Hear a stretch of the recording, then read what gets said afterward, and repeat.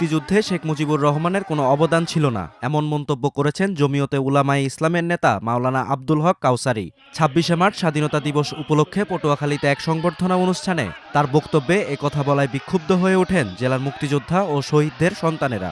তাদের প্রতিবাদের মুখে অনুষ্ঠান থেকে আব্দুল হককে বের করে দেয় জেলা প্রশাসন। আব্দুল হক পটুয়াখালী জেলা শাখার সভাপতি। অনুষ্ঠান থেকে তাকে বের করে দেওয়ার একটি ভিডিও সামাজিক যোগাযোগ মাধ্যমে ছড়িয়ে পড়েছে।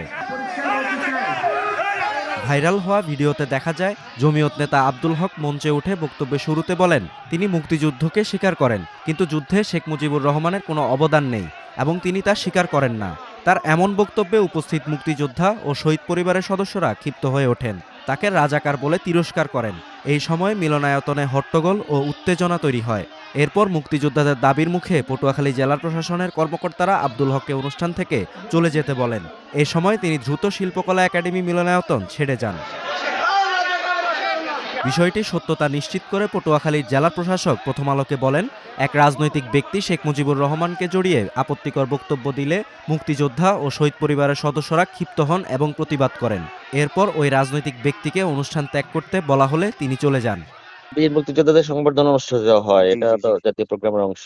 ওই যে একজন রাজনৈতিক লোকজন যখন বক্তব্য দিচ্ছিল, তো আমরা তো সব রাজনৈতিক দলকেই বক্তব্য দিতে দিই, একজন সেটা একটা উল্টো পাল্টা একটা মন্তব্য করেছে, এটা একান্তই ওনার।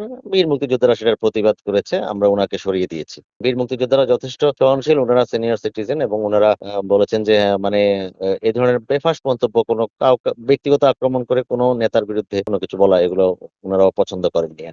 এই বিষয়ে জমিয়ত নেতা বলেন, ২৫ মার্চ রাত থেকে স্বাধীনতা পর্যন্ত শেখ মুজিব সাহেবের এই দেশে স্বাধীন হওয়ার পেছনে কোনো অবদান নেই, এটা সবাই স্বীকার করবে।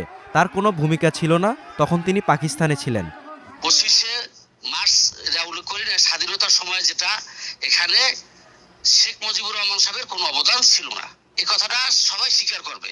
এই স্বাধীনতার সময়ের দ্বারা আমি বুঝতেছি যে ২৫শে মার্চ থেকে যে ১৬ই ডিসেম্বর পর্যন্ত এই সময়টা শেখ মুজিব সাহেবের কোনো স্বাধীনতার তার কোনো অবদান ছিল না, কেননা তিনি ছিলেন এ সময় পাকিস্তানে।